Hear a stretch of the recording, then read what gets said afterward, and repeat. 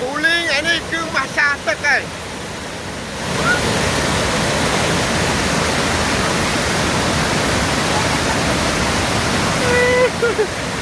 Ok ok.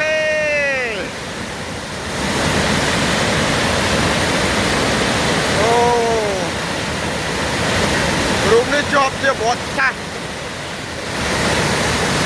Con saya nhà này dương bên thì sai.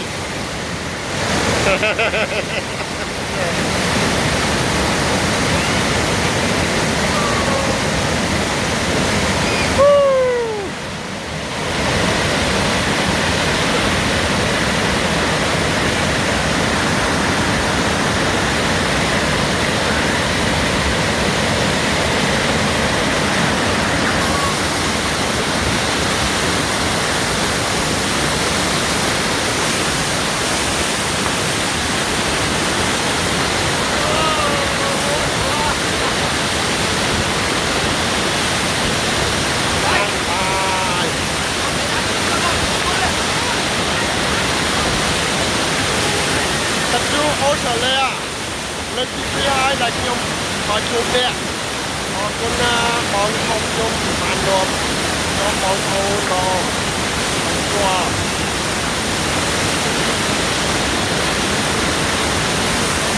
អរគុណច្រើនបងស្រីយើងបានជួបគ្នា